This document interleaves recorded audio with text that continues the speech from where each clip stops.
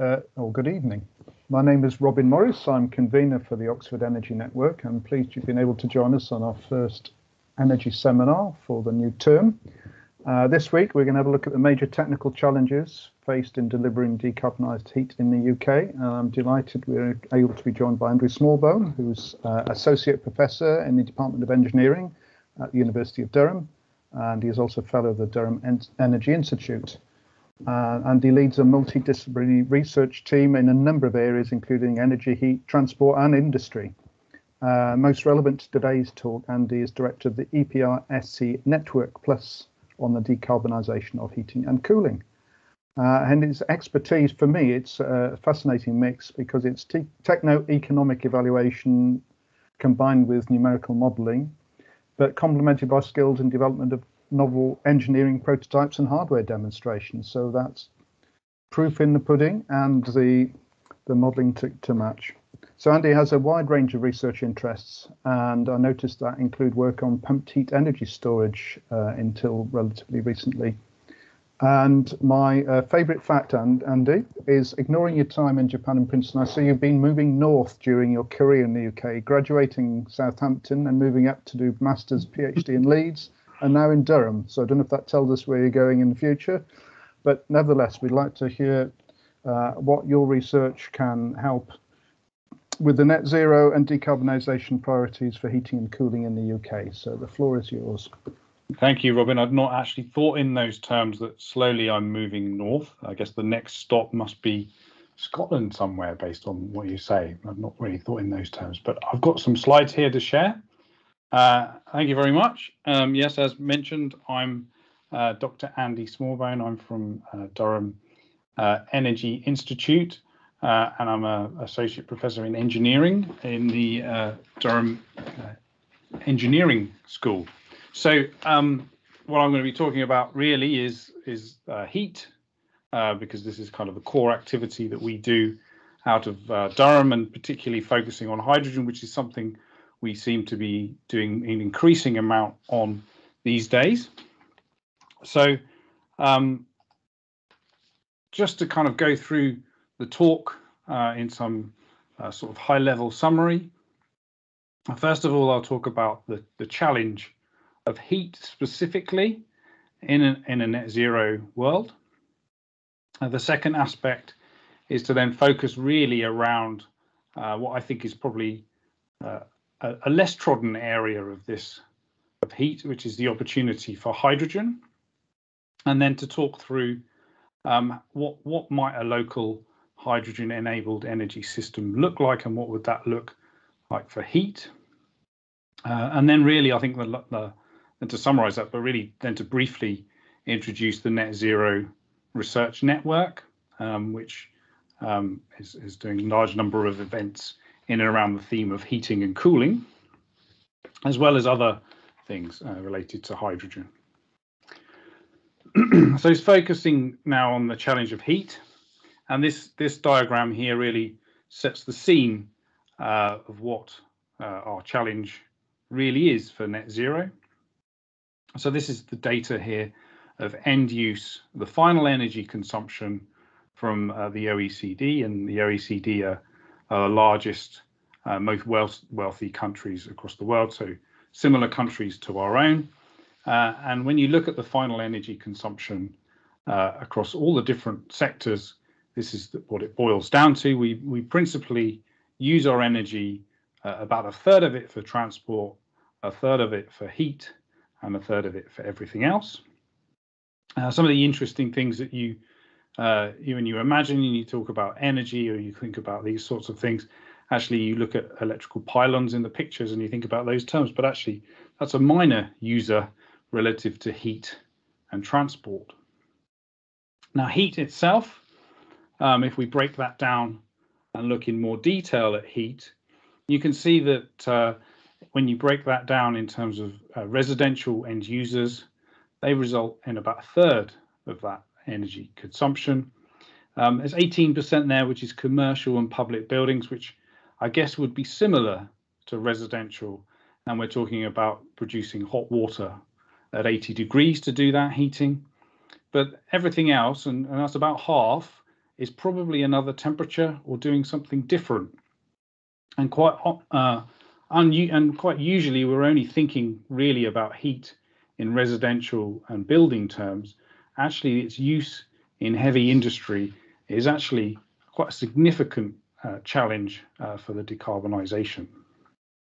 Now, when we think about this, much of the policy has been around decarbonising things like transport and electricity. And whilst electricity had some success, and transports, you're starting to see very early signs of moving towards net zero, heat remains a big challenge.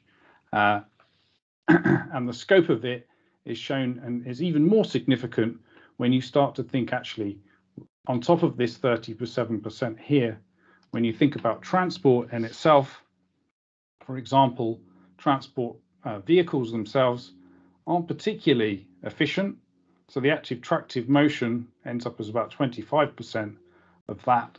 The actual majority of this transport energy is actually lost heat from the transport process. And when you think about electricity as well, in some countries, when, for example, in the Middle East, half of their electricity is used for cooling, you actually start to fill up this diagram quite quickly and thinking actually the role of heat and thermal energy is quite significant. Also, when you think about electricity as well, you think about your iPad or your computer, actually the majority of the actual energy ends up as low-grade heat anyway. So when you map that out, of course, the question is, how do we reach net zero without addressing the challenges of heat and thermal energy? And the answer is, of course, it would be impossible to not do that. But heating is different to these other two sectors of transport and electricity because there's a direct link to mortality. And this diagram, I think, really illustrates that really neatly. So whilst it's quite morbid, the reality is that actually, as you go across different days of the year, and this is data here for London, and this is the distribution of different days at different temperatures. And you can see that London obviously is typically between about 2 degrees here and about 22 degrees on an average day. And actually, when you put the death rate on that, you've actually got this very flat period over that length of time. So actually across that general time in London, when temperatures aren't too extreme, actually there's a relatively flat death rate, as you might expect. But when we start to see extremes, and that can be extremely hot or extremely cold, actually the relative rate of death increases significantly. When you take the same diagram, and this is a diagram here for Stockholm in Sweden, and obviously Stockholm in Sweden has a lower temperature typically across the year, with many more days below zero than in London. Actually, quite interestingly, this is flat towards the cold end. And you can see the impact of technology and thinking in a different way about heating and cooling results in quite different trends across developed countries. So this area here, this difference, is really about how we deal with cold days and address the challenge of heat. There are a lot of solutions for reaching net zero heat, and they're impossible to cover in 45 minutes. But I guess on a high level, there are actions that we should all take in and around improving efficiency and the efficiency and insulation of our buildings. There's a strong case for us all moving towards centralized heating and cooling networks where that's viable. You can boost the efficiency, you can save money, and you can utilize excess heat from other processes. We need to focus on solutions which work in a residential setting. That's heating and potentially in the future a lot more cooling in this country. And those are typically lower temperature heating systems. We've now got a growing opportunity in heat from hydrogen. we need to find ways of making sure our heating and cooling is compatible with the intermittency of renewable energy. And we need higher temperature and also cooling solutions which work in heavy industry and also don't drive heavy industry out of business in a competitive world. We need to think about drying as well. Drying in itself is something that's usually forgotten when thinking on this level. There's huge amounts of industrial drying that go on. And then the final one there is, how does this fit with an integrated energy system? And what this really means is how do you make sure that we decarbonize everything across society and reach net zero and not make that too tricky? So a good example of that is perhaps aviation fuel, where this may well be most cost effective to be a fossil-based solution, which means we would need to find non-fossil based solutions elsewhere in order to make that work. So we need to bring all of these solutions together, and this drives down greenhouse gas emissions as a whole and potentially delivers our net zero vision. Across this talk, I think I'll be talking about heat from hydrogen, relating it to heating and cooling driven by renewables. There'll be aspects of industrial heating and cooling, as well as integrated energy systems. So the first question that people seem to be asking these days is, in the future, will we be heated by electricity or hydrogen? And the answer to this is quite simple. Nobody knows yet, but it will probably be both. The reality is that the analysis that's going on at the moment is showing that doing both is cheaper and more resilient. There is analysis which is showing that in the north, potentially where hydrogen is, maybe where hydrogen might come from, it might be more viable to use hydrogen, and in the south, it may be more electrically driven. But these kind of solutions are complementary, and it shouldn't really be seen as a binary choice. You can see, and I'm sure you've seen in the literature and in the newspapers, there's a similar debate going on in the transportation sector. And again, the truth is, nobody knows yet, but it's probably both. The key thing really about hydrogen is that hydrogen's role is yet to be written. At the moment, for me, it's particularly novel and also quite interesting to explore and look in the details of actually how might this be implemented. But it's really important to recognize that hydrogen in itself is in its very early stages of any serious demand. So if you remember back to slightly before the pandemic, 2017 kind of time when we announced net zero, there was nobody seriously asking for gigawatts or terawatt hours of hydrogen. It wasn't really considered seriously at that point.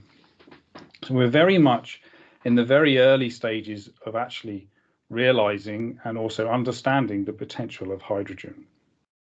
The opportunity sits really within its own embedded storage. So in that way, it's very much like a fossil fuel, and therefore it's compatible with lots of fossil fuel era technology like pipelines, like burning, and sort of the same kinds of applications that we currently exploit at a huge scale in the fossil era. The key thing really is when you start comparing it with an electrical world, the opportunity comes in resilience, but also there are certain challenges put forward around efficiencies and cost. But when you look at the detail on efficiencies, you're comparing an electrical system in general, they're very efficient already. They're already in the 90+ numbers. And the opportunity for hydrogen to become more efficient and drive down cost is yet to be realized, really, because we're in such early stages. So hydrogen certainly isn't perfect, but it is the main subject of this talk, and I will do my best to explain how its price can come down and how it is sensitive to its own efficiencies. So the opportunity for hydrogen really sits in what is a very rapidly changing world. So this work here was some work I did was published last year. And this shows the relative change in the price and the amount of installed renewable technology. So what we have here on the bottom axis, on the x-axis, is we have the amount of technology that's being installed relative to a 2019 baseline.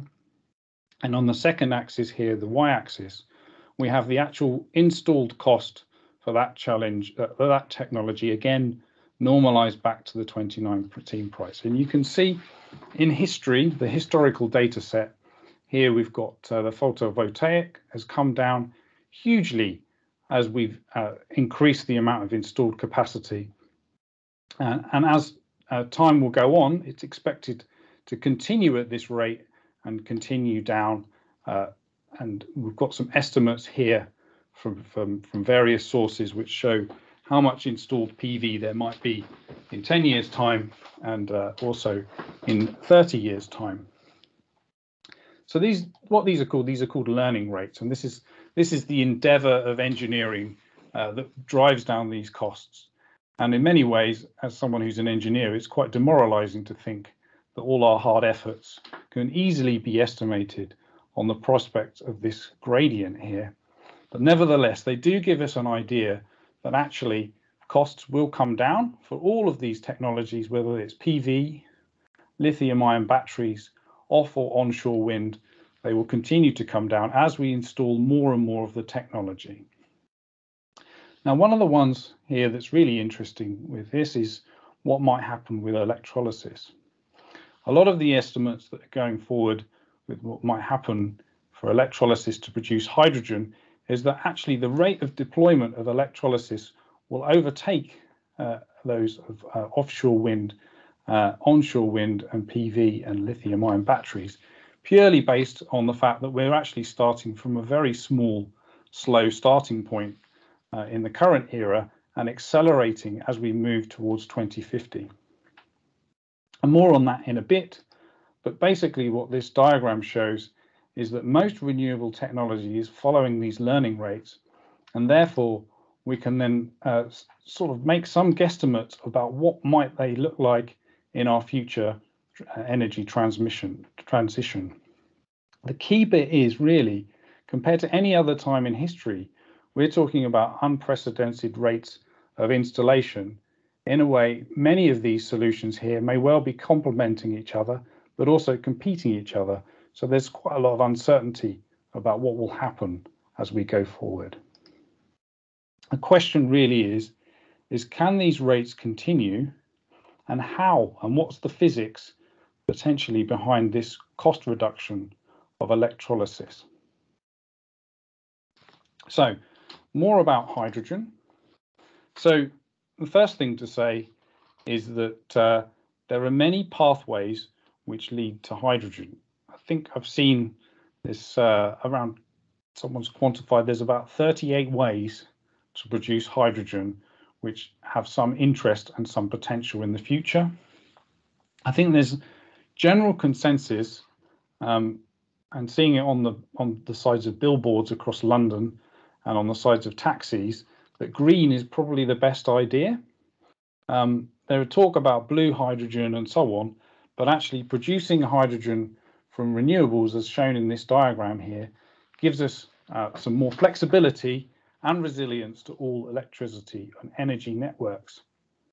So if we've got renewables and we have the electric grid, we can couple in an electrolyzer to produce hydrogen and potentially then do some storage down here and convert that back to electricity. So therefore securing the resilience of this grid, but also providing hydrogen potentially to decarbonize heat or power to buildings, to hydrogen to power road or off-road or marine or aviation technology, to drive heat industrial processes, or to actually act as a feedstock to industrial processes, or even to feed directly into our gas network and increase our ability to decarbonize larger parts of the UK economy. So there's, across all of these here, there's obviously huge potential demand. And as you go for more and more significant demand, then obviously you then drive the opportunity for lower and lower prices of those electrolysis systems up. So the more of these you can scoop up as being relevant to hydrogen, the lower the cost, and therefore it feeds into itself. And these really come from cost savings driven by mass manufacture, improvement to the supply chain on cost, and also access to cheap renewables, because it's renewables that are driving this process and leading to the hydrogen. Now, when you go out and you look at all the different analysis of costs of hydrogen, so many consider actually, whilst electrolysis, renewables to electrolysis is not necessarily the cheapest right now, and maybe blue is the cheapest right now. From 2030 onwards, this will flip, and the costs of electrolysis will actually, and this particular process will be the cheapest. And this is obviously very compatible with this idea that green is best, but we don't quite have the scale to do that yet. So what we've been building at Durham, and we've been using, I can use this same sort of diagram to map out our new lab. We've been building a power to hydrogen, back to power again demonstration system, where we've built our own electrolyzer, and we can use that to produce electricity and supply that back to boost the electric grid, but also we can do gas storage in order to do a supply and demand matching. We've also been engaged in building combined heat and power systems, which create or generate electricity, but can provide heat to buildings. The same core technology can also actually be deployed in heavy duty transport to power electric vehicles or hydrogen electric vehicles. Now we're also engaged in looking at the industrial sector through the IDRIC project, specifically working with the Teesside cluster on their transition to net zero, which of course, as they are a major supplier of hydrogen, includes huge amounts of hydrogen gas. And we're involved in the Future Grid project, which is a demonstration of 100% hydrogen in the national transmission system, or the classic large-scale gas distribution network. So coming back to this diagram here, what this talk really focuses on here is this box around the electrolysis process. And when you look in more detail in and around the gradients of this line, you start to find actually our projections of what cost might do for electrolysis has some significant uncertainties. So the way that these diagrams and these lines are drawn is basically drawn around some raw data. The raw data for large-scale electrolysis is not particularly deep and is not particularly long.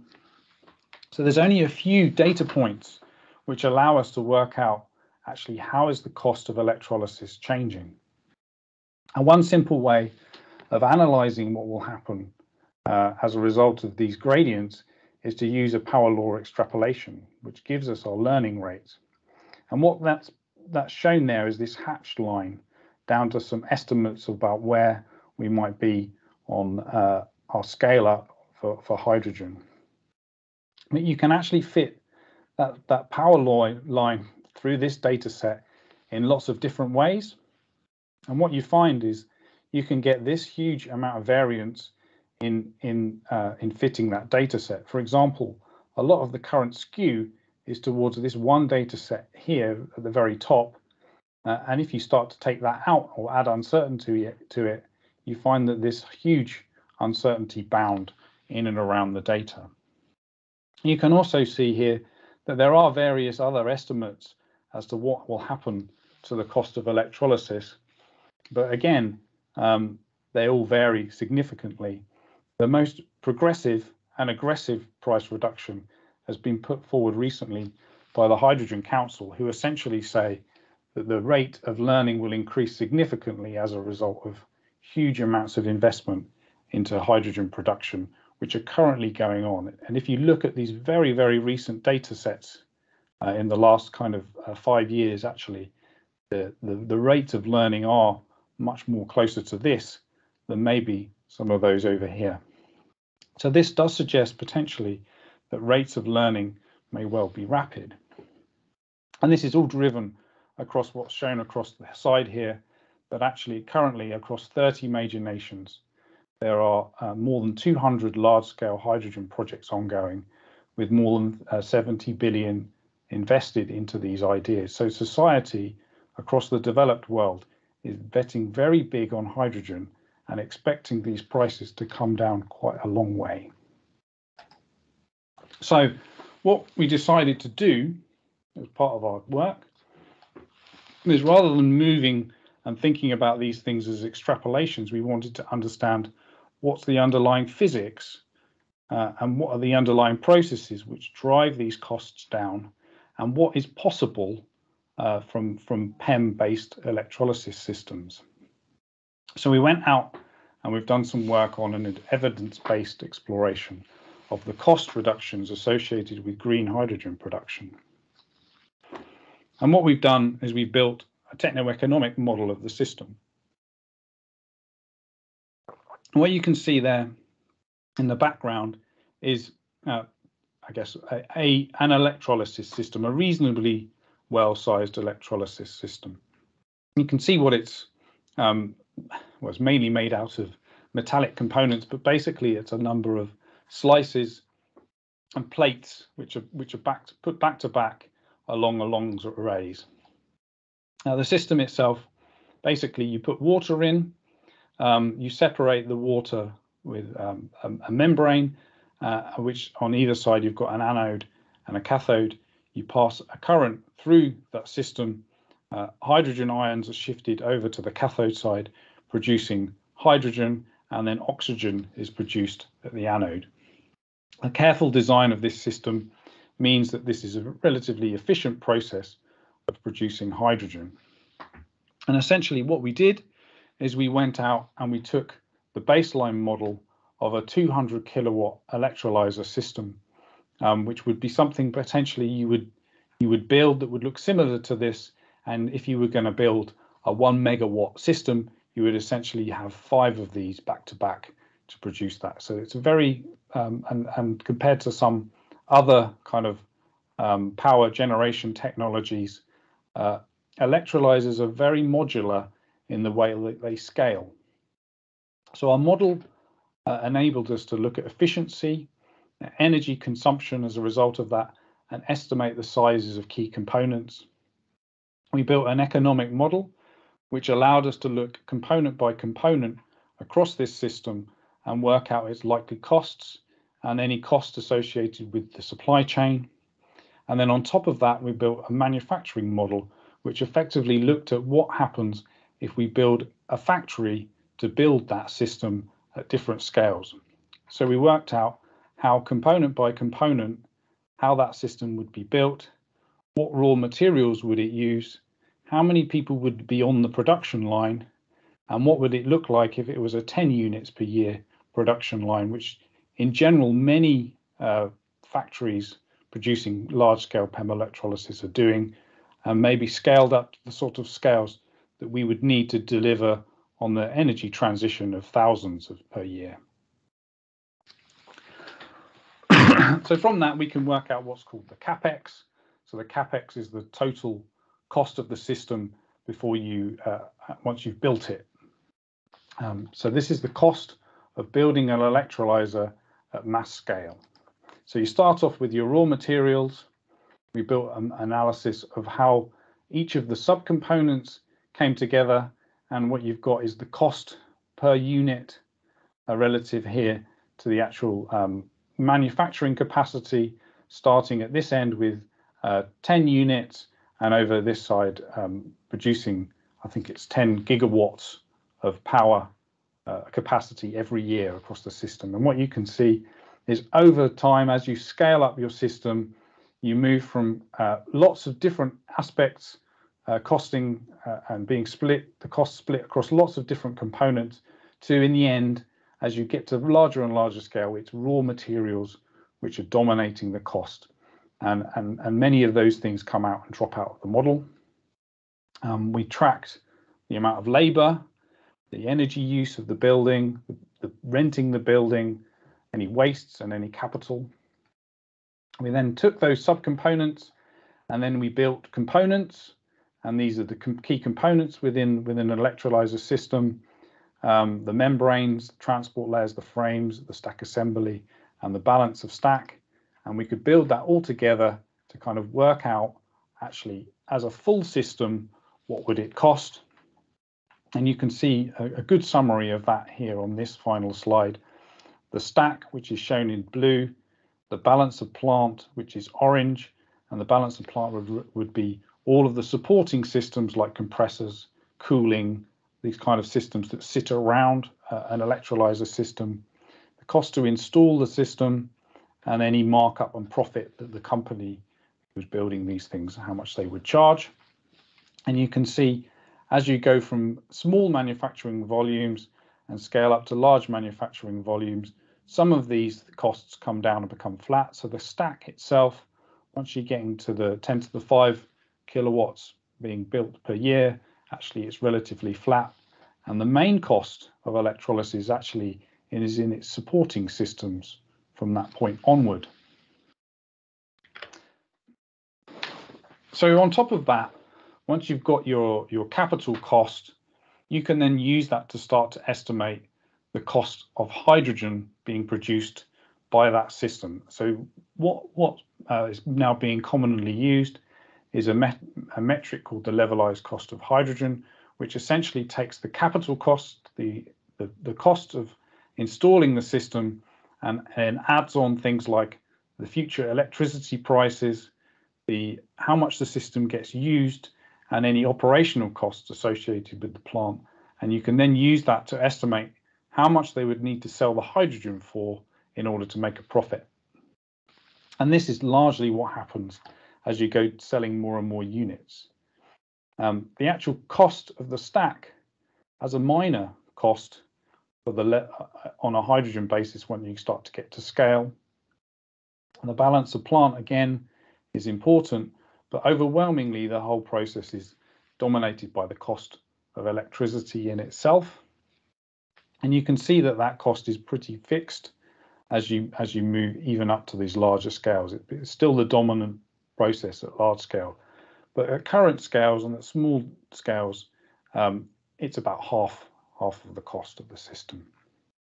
So you can see the sensitivity as we move into the future will move away from the capital cost of the electrolyzer and move it much more closely and align it with the cost of electricity. Now that's really about the manufacturing side, and that's illustrated kind of here in this bar chart. So what we have here is we have the levelized cost of hydrogen plotted on this bar chart, and we start off here with this is how much hydrogen would cost if we were manufacturing 10 units of electrolyzers a year. Now, and for the reasons I just showed you, if we scaled that up to 5,000 per year, we would see this $2.24 drop off the price of hydrogen. So by going to mass manufacturing, we can achieve a 20% approximately reduction in the levelized cost of hydrogen. But also there are other factors that will be taking place. So if you go back to those original kind of line diagrams, as we scale the system up and we scale and we have more and more deployment, we can achieve further savings. And those are broadly made by figuring out how to make further savings in the capital cost. Over the same period of time, you would expect more and more offshore wind to be deployed. So you would gain benefit from a lower cost of offshore wind, and that would bring costs down further. Also, we would expect there would be investments in the efficiency and the lifetime of electrolyzers, and they would gain further benefit from that. So once you go from the current market to a market which is 10 times larger, on top of these manufacturing costs, we're starting to see quite significant reductions in the levelized cost of hydrogen. Now, if you remember back to that first diagram, this would kind of equate to a 2030 timescale. But beyond that, we're talking about another 10 times scale up, potentially a 30 times scale up. So the same kind of analysis can be put forward around a scale up of which would take us to around 100 times the current scale of the electrolyzer market. And that again would achieve similar improvements, bringing the cost down here to $1.57. So as you move through this process, you can see all of this value as we move up to larger and larger scale systems and these costs dropping down. So this equates back to those learning rates, and you can see that actually there is some logic behind driving these costs down in and around R&D and in and around improvements to other costs, for example, wind itself and beyond. So the question really that drops out, if those things are feasible, what are the implications on a hydrogen economy? The first question is, what does a scaled up hydrogen economy actually look like? So as I mentioned, there are many pathways that lead to hydrogen, and we're really focusing on one here, which is the electrolysis, renewable to electrolysis pathway. There is an opportunity to exploit and do that at scale across heat, transport and storage. And of course, in all of those, whether it's transport, power, there are other ways to drive decarbonisation. So it is competitive and there are other options out there, but nevertheless, the final cost is the production, is a result of the production, distribution, and the required end user demand. So there's lots of factors going on, but somehow you have to kind of come up with a holistic answer. But often it can be very complex and depend on lots of factors. But what we've done is we've tried to come up with a simple way of trying to evaluate what is the hydrogen price that we're putting forward here, is it viable to be disruptive? And what we've tried to do in this chart is try to figure that out and then explain, and I'll explain how it all works. So here, what we've done is we're saying that if we wanted to produce hydrogen from wind electricity, these are the kinds of costs that it would be. So if we do that in a 2020 timeframe, we end up with this black line, which is just over $5. And that's a price driven by the cost of the hydrogen production, but also moving that hydrogen to wherever it's needed using an existing natural gas network. Now, there are other ways of moving gas around. They are more expensive. Also, there's lots of infrastructure already embedded in order to make that happen. So it can be quite complex to make a decision in and around which is the best option here. But then under the scenarios we're looking at, I'll take you through them, but there are other ways of looking at the same picture. So basically, if we went for we've got to have an energy system with a 10 times scale up, we end up with a hydrogen price here between $3 and $4. And then the blue here represents the variance of those estimates. And then the green one here, which is 100 times scale up, which might be happening, well, the 10 times scale would be happening around the 2030 time scale, and the 100 scale up beyond that time, potentially 2050. And you can see that the relative cost coming down across that. Now, what we've also plotted on here is the break-even point between to compare it with other technologies. So this particular break-even point would be for an existing building and to provide the heat and power for that building, and to compare that with a heat pump where that heat pump has been installed, but that existing building has had a major retrofit in order to do the insulation. And actually the relative cost of retrofitting an existing building with the necessary insulation is very high. And actually, with a 10 times scale up, it would be more cost effective to use the natural gas network to power the heating from that building rather than a retrofit. What's more interesting potentially is what would happen with a new build. The new build system would cost much less because you don't have to do the retrofit.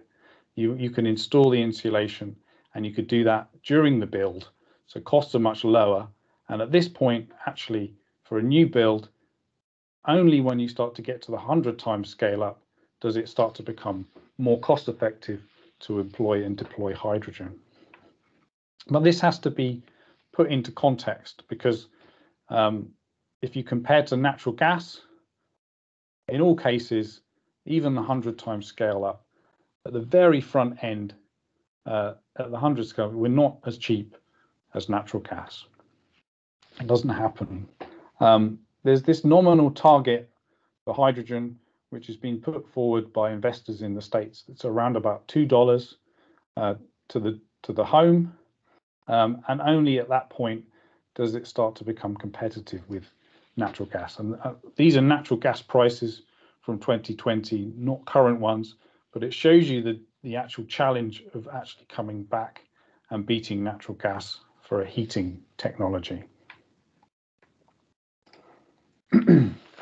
So just to summarize that really, hydrogen is an option for heat transport, power and energy storage. And you can see from these diagrams, if you start to add up all of those applications, then yes, you would start to push over to larger installed capacities. But the scale up of green hydrogen is expected to do net zero and hit net zero targets is the 100 to 300 times what it currently is. The narrative really is that green hydrogen is likely to become cheaper than blue within the next 15 years.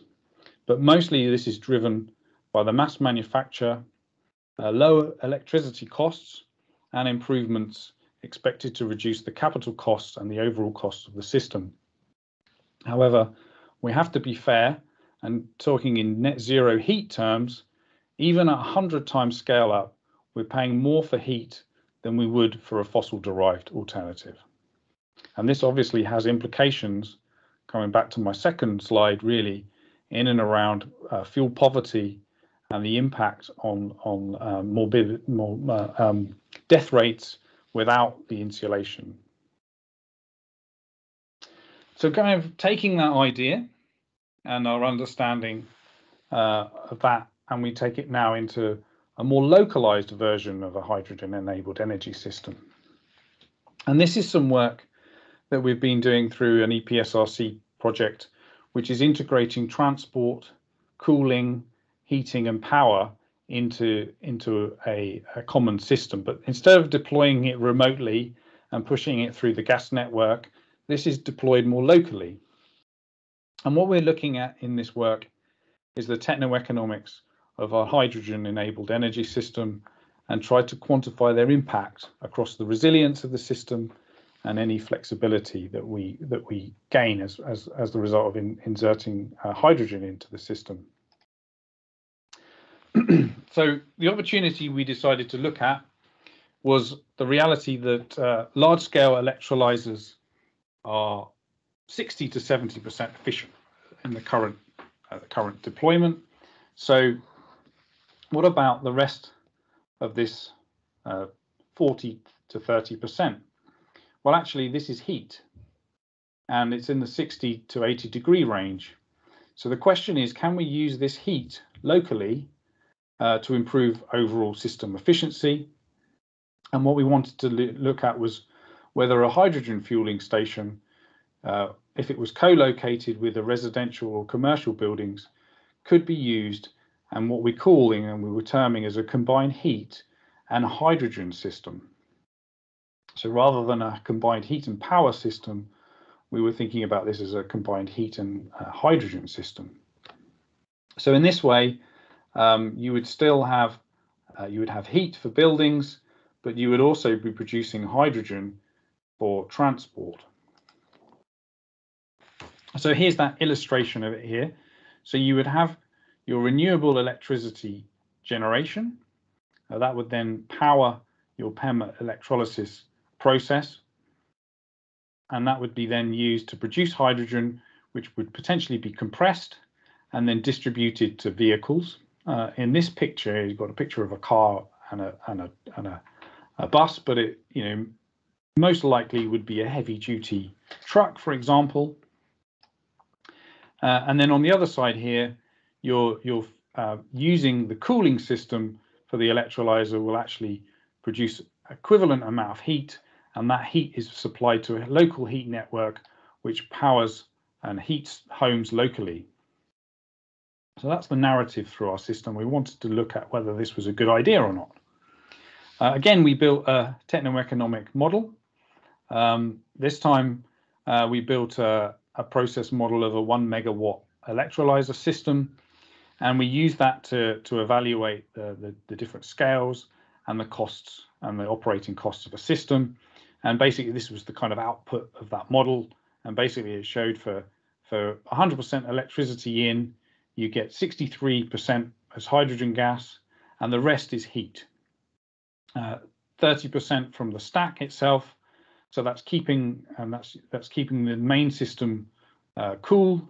The gas streams that come off, they release a tiny bit, and then we thought that about 5% wasn't recoverable at all. So we fitted different recovery technologies across the electrolyzer. And this is the output of that analysis. We did a number of scenarios, and the 2030 kind of hydrogen costs scenario we felt was the most representative. And basically what we decided was that the system would have an electrolyzer that would have a 12 megawatt peak, and it would run off peak. So it would charge or fill up and use electricity from 1 a.m. to 6 a.m., taking advantage of the off-peak electricity prices. It would store and produce hydrogen, which was enough for 15 trucks or 200 cars across the day. But that same system would produce 19 megawatt hours of heat per day. And we decided the simplest way to evaluate that was to sell that heat at the equivalent cost to a district network, and it would provide about enough heat for about 190 homes, and it came out at an appropriate temperature. And what we found was that the levelized cost of hydrogen, if you just took that system and produced hydrogen and sold it for transport, then you would have a particular price. As soon as you started selling heat, you would drop that by more than a third. And then that would give you only intermittent heat during the night. So you could easily do some water storage, and it adds a tiny bit more on the cost, but actually this system would be deployable and you'd get heat when you wanted it as the end consumer. And this was a really nice illustration of how deploying hydrogen in the real world and out into the distributed into the community can boost overall system efficiencies and also benefit overall costs quite considerably. The key bits and outputs were the price of hydrogen and heat was highly sensitive to the price of electricity, so we were taking advantage of off-peak prices for electricity, and there was obviously a huge opportunity on and around hot water storage for load shifting. So really, to summarize really that the outputs sort of shown here in this Sankey diagram show that the distributed model of hydrogen production for transport and integration into heat networks enables the decarbonization of both heat and transport. The co-production brought huge cost benefits. It doesn't have to necessarily be deployed in the community. The hydrogen could be used for industry or direct heating again. So the hydrogen itself could be used for heating. And this is a good example of where electricity could be used rather than the gas networks for the distribution of the primary energy source. But the key bit really as the output of this is that whilst this process here would be 63% efficient, the one I've just presented is more than 90% efficient by just thinking about the same thing in a slightly different way. So I think across this talk, I've discussed the decarbonisation of heat. And I think the first thing to say is it's hugely complex. And it's a challenge which cuts across every sector, industrial process and person living in the UK. We will certainly all feel the changes over the next 30 years.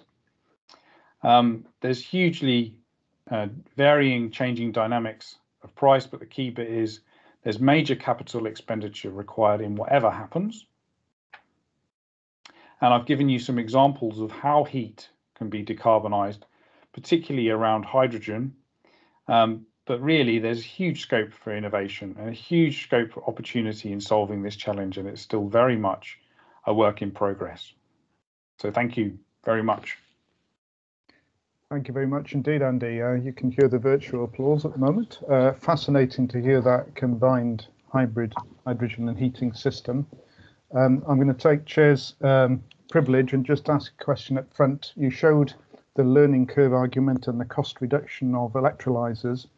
I'm just wondering, if you scale up to, say, terawatt scale of hydrogen, that's a non-trivial demand on some of the precious metal content. So I'm just wondering to what extent you assume research helping the thrifting of the content, which otherwise is going to start to drive up the price of some of those metals. So when you go, I think it's quite far back in here, but in here in some of the detail, in and around the costing model and the manufacturing models, there's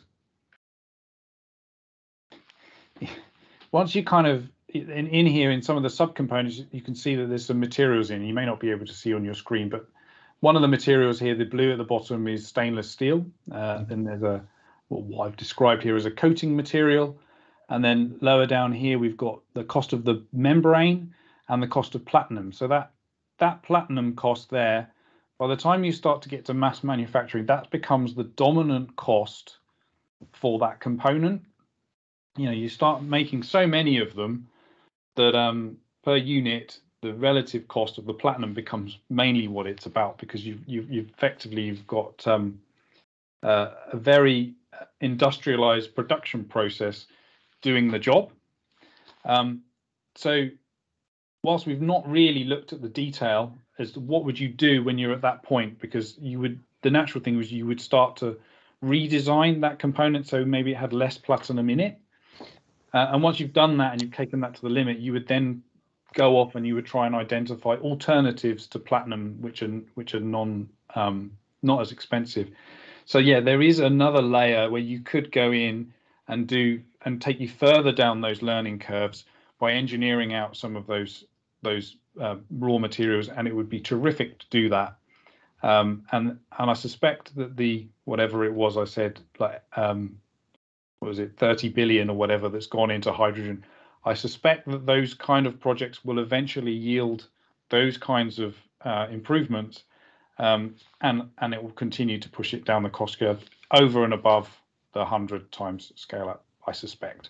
Yeah, I think I'm really pleased to hear, because I know there's a lot of emphasis on the volume scale up driving a lot of the cost, but my understanding today, the current iridium loading on a PEM electrolyzer, if that were scaled up, that would start to basically occupy the entire mined output for a year. So it's clearly going to drive the price, but you're recognizing the need for some fundamental materials research to address those problems ahead. Yeah, absolutely. I think what we did do in the model is, as you scaled up, we would engineer and do some improvements to use less material like platinum, and that would be a natural thing, but we didn't replace the raw material itself. But I think that would be something natural to do. It's too difficult to do that for this kind of analysis, but yeah, it would improve and if you knew the answer to taking platinum out, then you probably made quite a wealthy academic very quickly. That's right. Yeah, absolutely. So in a moment, I think we're going to invite a couple of the questioners to turn on their cameras, and I know, Anne, it will take a few moments to do that. We're ready now. Okay. I was wondering whether actually we'd just ask Nick Jelly to ask the first question. And while you're sorting that out, Anne, I'm just going to ask you the question, Andy. Actually, we've heard that hydrogen supply might be the limiting factor. So just think in the back of your mind, you're ordering which you would use hydrogen to decarbonise different applications and where heating might come in that list. But while you're thinking of that in the back of your mind, Nick, please, over to you.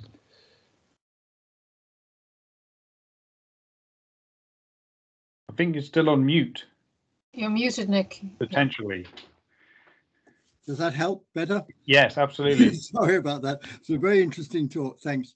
How does a carbon price? All your price comparisons were without a carbon price, I presume, since you didn't mention it. So that's going to make hydrogen more competitive. It won't make it cheaper, but it will be more competitive. How does that affect timescales and economics? So I've not really considered the carbon price within what I've shown here. What I've been trying to do is to try and do it on an equitable basis. So if I've been doing a comparison between different forms of hydrogen, I might well have used carbon capture as an equivalent. This price of carbon capture plus natural gas leading to hydrogen, I guess, is about $2. And in this kind of scenario, which is the one kind of as this scales up here, that would put it above the numbers here. So that's where the switchover happens between the 10 times scale up and the 100 times scale up. That's when the cost of this process overtakes the CCS option. I guess that's probably as best as I can answer that. No, thanks a lot. Yeah, that's good. Thanks for the question, Nick. I wonder if we could move on to Till Vadener and the question there. And I notice also we have a hand up, so I will come to that person as well in a minute.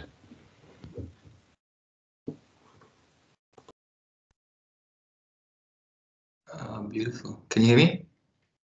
Yes, you're on. Fine, great. Thanks for the talk, Andrew. I've recently looked. Okay, good. I've recently looked into hydrogen for heating as well as using heat pumps. And my question is, if you need a lot more green electricity for green hydrogen than you would for heat pumps, because the efficiency difference is a factor of 3 to 5 or something, you need 3 to 5 times more renewable energy generation capacity. And that comes usually on top of what's needed for the power sector. I think someone else asked a similar question, that there is already expansion of renewable energy and there's obviously some social acceptance issues. So, but taking that aside, like what's the environmental impact of deploying so much more renewable energy generation capacity compared with heat pumps that would need like a fourth of that? Have you seen any studies that look into this? I guess from what I've looked at, it's very complex and there's lots of parameters in there. Some of the things that typically get forgotten is really around the resilience. So a good example of resilience was in Northumbria about 2 months ago. We had a huge storm and the electricity sector failed as a result of the storm. So my boss had an electric car. The mobile phone network collapsed and it failed for, and I think he was out for about 2 weeks. The question is, if you've got so much dependency on the electric network and it not being quite as resilient as it currently is, what happens and what do people do? So the question really is what will happen in those extreme scenarios, and the more secure way is to store lots of hydrogen and take advantage of its long-term storage. The question is, how do you cost that into that design? The answer is we don't really know yet. In terms of efficiencies, I think my view is that an electrical system, as it does have a high efficiency, and in many ways, most of the kind of pathways you're talking about the heat pumps and so on, these are well established and they've had a long history of investment, maybe not deployment in the UK, but we do know quite a lot about them and we do know that they will be in the high 90s, or in the case of a heat pump, kind of a really weird kind of a thermodynamic twist to make them more efficient than they really are in real terms. But in the case of hydrogen, it's only had 5 minutes of that, and the efficiencies that we see and that I've used in this model here, these shouldn't be seen as what they will be after all of these billions of investment. It's going to be quite significantly improved. I think the 60% efficiency that we're seeing on electrolysis in much of my analysis here, there are already ideas out there which are 95% efficiency. There are electrolysis technologies which even do the same kind of tricks that heat pumps do, and have greater than 100% efficiencies. So I think there's an opportunity, a huge opportunity for growth. What I'm showing here is almost the worst case scenario across some of these things. Thanks. Thanks very much indeed for that question. Pete Dobson's had a hand up. So Pete, do you want to try and place your question to Andy? Yeah, sure. Andrea, it's very interesting talk. One of the most interesting I've heard recently about bringing in the hydrogen economy. My big worry with this is the shortage of the platinum. And I think if we just introduced this in Britain, we'd wipe out the world's supply of platinum. So I'm curious to know when or if you have done the modeling based on non-platinum electrolyzers, in particular the alkali electrolyzers, which they're much cheaper to make, they're much more reliable, and they work with impure water. Yeah. So you know, that to me would be the one to go for. It uses nickel and nickel oxide as the electrode materials, and that's, as we know, widely available. So what do you think of that idea? So when I built an electrolyzer last summer during lockdown in the lab, and I went out to try and buy those bits, and I was making the decision: do I go for a PEM-based one, or do I do like you say and buy an alkaline-based one? And the alkaline ones, yes, were much cheaper. And in China at the moment, when you look at some of these data sets on the rates of, they're actually still cheaper than the PEM-based system. I went for the PEM-based one because it seemed to be more common in the UK and much more and seemed to be more novel. But I think I would have changed my mind now if I was to make that decision again. It's really interesting around, where do you get the raw materials for these things to happen? Like I said earlier, I just took what they currently are, but there are obviously potential ways to engineer these things out. I can't say I could say how to engineer them out, but I suspect with the endeavor that can bring down all of those renewable energy technologies costs, I certainly find it really demoralizing, having working in these areas, to think that I am actually a part of this line making a micro decision which and someone could estimate that I would have done that in the past is fascinating, but also highly demoralizing. And Pete, thanks for the question. One of my subsidiary questions to that is, would that electrolyzer be flexible to cope with the rapid fluctuations in offshore wind? Because I think that's one of the reasons PEM is quoted as being a better match to our sort of renewable energy resources, the ability to turn on and off quite quickly. Yeah, well, we're talking about complementing wind with the right technology. Obviously, wind is intermittent, but it's not so intermittent that you can't handle an hour heat up or cool down period. You can guesstimate when it's going to happen pretty well. I think when you're talking shorter term, then yeah, you're probably right. A lot of the PEM-based stuff has benefited from the fact that there's a lot of people that have been starting to buy power generation technologies, and they maybe do have a more transient load on them as time on a temporal basis. Perhaps we'll see a future with a hydrogen baseload demand rather than the one that's only absorbing the peaks. Yeah. Thanks very much for the question there. Can we move on to the next question, please? Konstantin, if you're available to turn your camera on. We're just keeping Anne on the toes here. Yeah, hi. Thanks for the talk, Andy. Very interesting. I was just wondering, I mean, just a very quick question here around the cost estimates that you've given for the hydrogen heat setup. Does it also include costs for the heat distribution infrastructure? Because obviously in the UK, given the fact that you know, most houses are supplied by gas directly, that would probably be something that would have to be built from scratch. So it's in the paper, the details. So there's a citation next to it, so you can dig it out and find the details. But from memory, I think what we did is we basically said that there was a heat network, I think, already there, and rather than burning gas, we provided heat through a heat exchanger directly to it through this system. So it didn't include the deployment of the network. It was just replacing gas, and they would pay the equivalent of that gas to the what would be an equivalent of a petrol station. Okay, that makes sense. I mean, I thought that the way it would heat the homes would be that the heat would directly, similar to a waste incineration plant, go directly to the homes, but that doesn't seem to be the setup then. Because so the waste heat, obviously, I would assume that the waste heat currently couldn't be transmitted to the existing gas pipelines. So there would probably be quite an additional cost on just creating, you know, the type of waste distribution, you know, piping system that you might see in some places where you have waste incineration, etc., where you have externally created heat to heat homes. Yeah. So if I was going to try and deploy a demo of this, you would start with an existing network of heat, and it would just be fortunately co-located with somewhere that would be a petrol station, and you would take advantage of those two things together, and that's the analysis that we've done on that basis. All right. Okay. Thank you.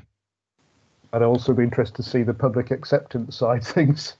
Do they want it that close to their houses or not? But I guess if the heat is relatively affordable, that's going to make it more attractive, isn't it? Martin, can we move on to your question, please, if you're available to ask?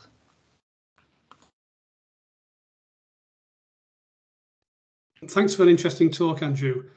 I come from a geoscience background myself, and I've been looking recently at the carbon capture and storage associated with the blue hydrogen, which I know you've been focusing on green, but is one advantage of blue in the sense that it requires less from the electrical grid than green? You know, what sort of constraints might there be on electricity supply in the future, as we're going to need lots of extra for EVs and heat pumps as well, of course.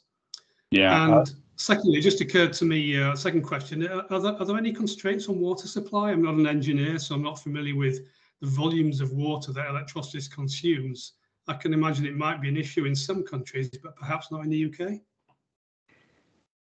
So on water consumption, it's very low relatively to what you're doing. Is very low amounts of water.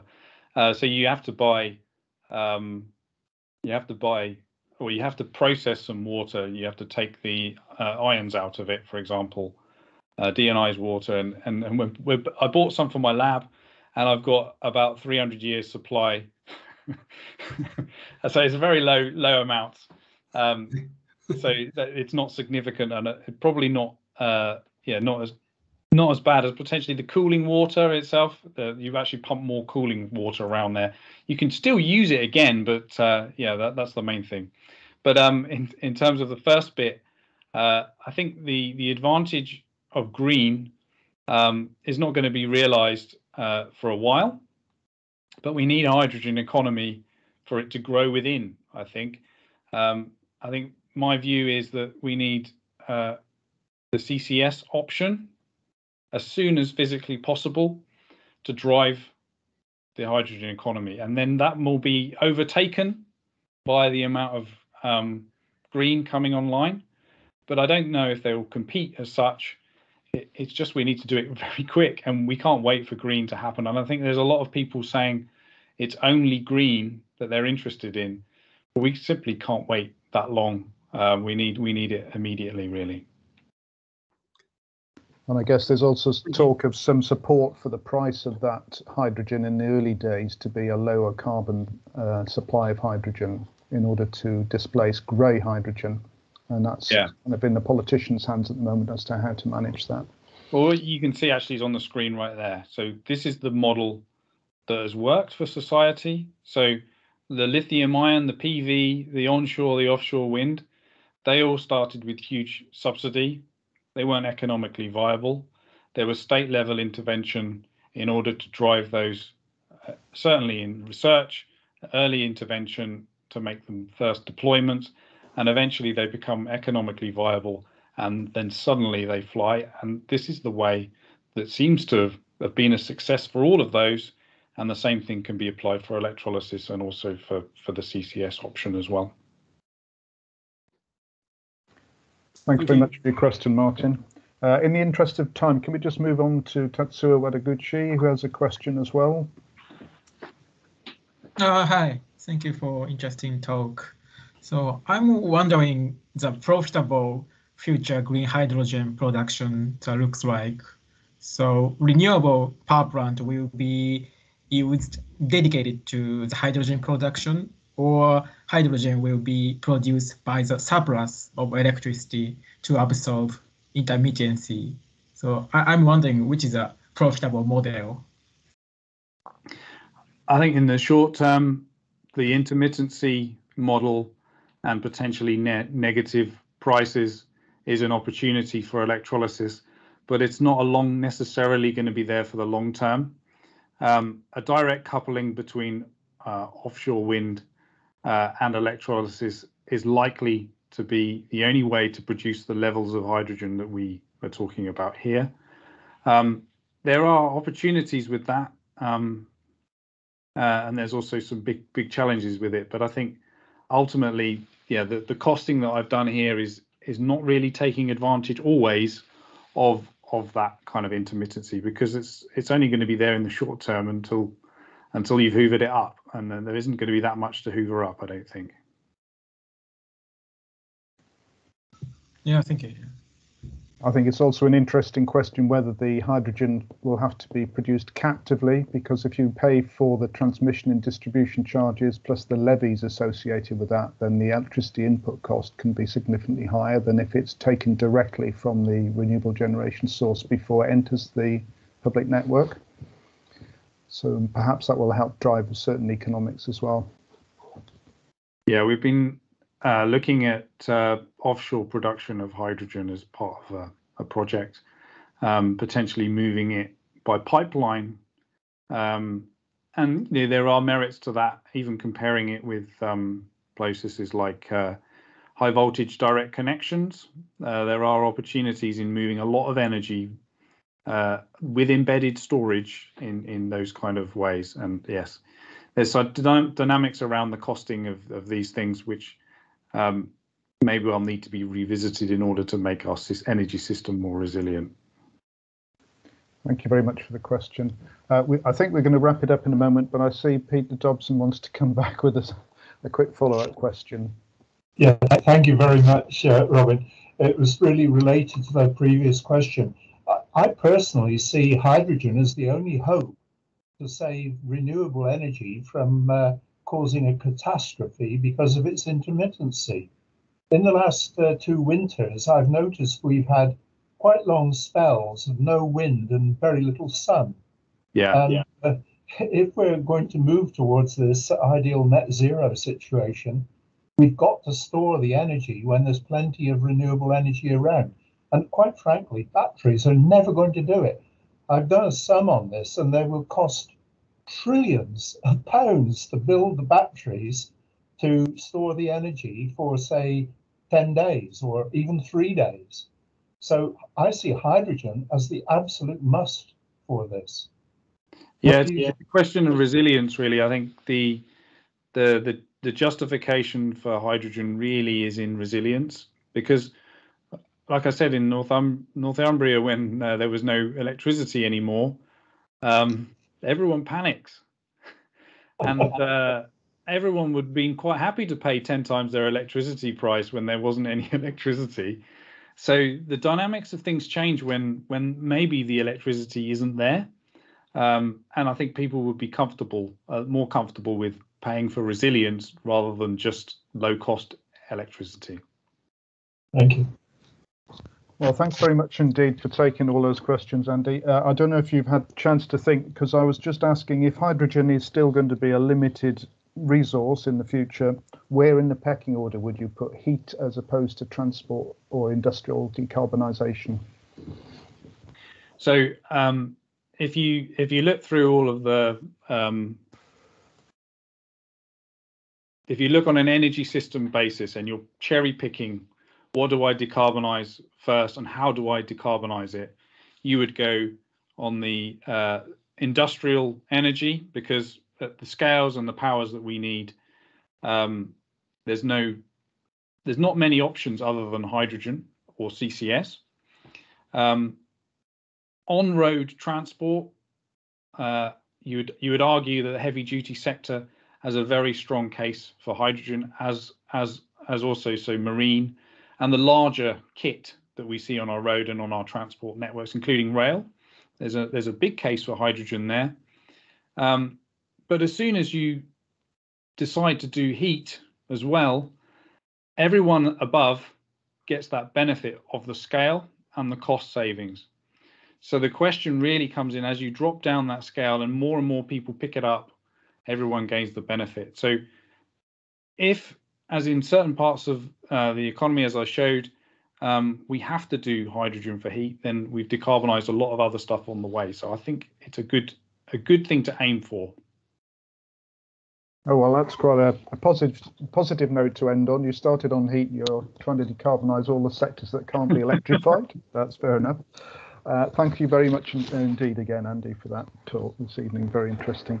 As Anne's put in the chat, next week we'll have another virtual talk, I'm afraid. This is Matthew Trella of Kenza Engineering, talking about heat pumps. So it's almost the opposite side of the debate there, drawing on experience from the local pilot as part of the Energy Super Hub Oxford and at Blackbird Leys. It will be at the same time. Please let us know your experience of this as a start time, hoping to allow more people to join.